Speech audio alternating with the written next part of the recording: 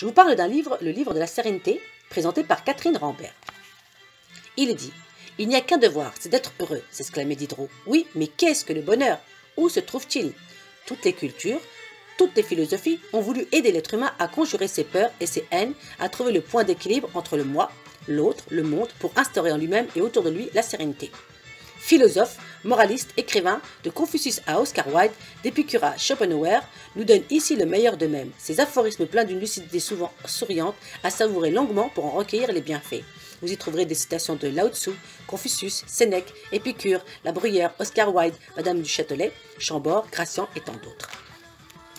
Alors je vous cite un petit exemple à l'intérieur qui dit « Savoir corriger ses erreurs ».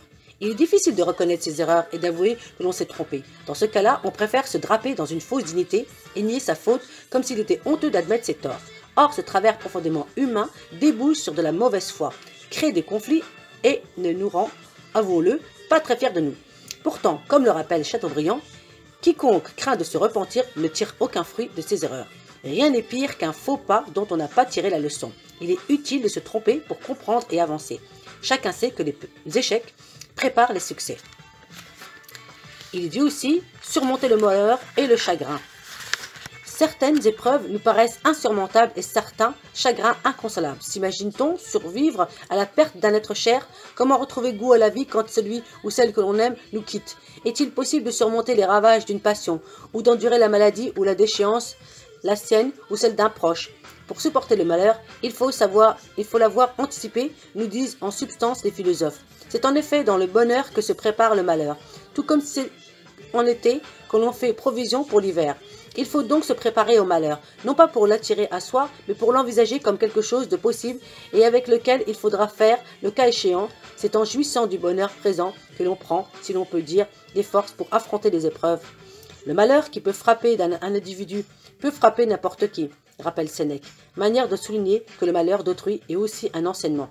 En soutenant ou en aidant des proches dans la peine, c'est soi-même que l'on aide et se prépare à un éventuel coup du sort. On sait bien que les malheurs nous grandissent. Même si ce genre de phrase paraît incongru lorsqu'on est plongé dans le désarroi et la peine. Pourtant, il ne faut pas sous-estimer nos capacités à endurer les épreuves. Il n'est pas d'arbre que le vent n'ait secoué, disent les Indiens. Enfin, malgré le malheur, il faut garder confiance, confiance dans la vie, confiance dans les lendemains qui chantent et dans le renouveau. Voilà. Il dit aussi, partage dans la charge et le chagrin, car il est insupportable d'être seul à souffrir. Gracian. Il est dit aussi, il ne faut que quelquefois qu'une jolie maison dont on hérite, d'un beau cheval ou un joli chien dont on se trouve le maître, qu'une tapisserie, qu'une pendule pour adoucir une grande douleur et pour moins sentir une grande perte. Il dit aussi, un bonheur que rien n'a jamais troublé s'effondre à la moindre atteinte. Sache donc à l'avenir que toute situation est sujette à revivrement et que tout ce qui arrive à quiconque peut arriver à toi-même.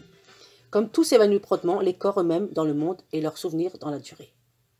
Souviens-toi de ceci, dans très peu de temps, toi, lui, vous serez mort et bientôt après rien, même pas votre nom ne restera.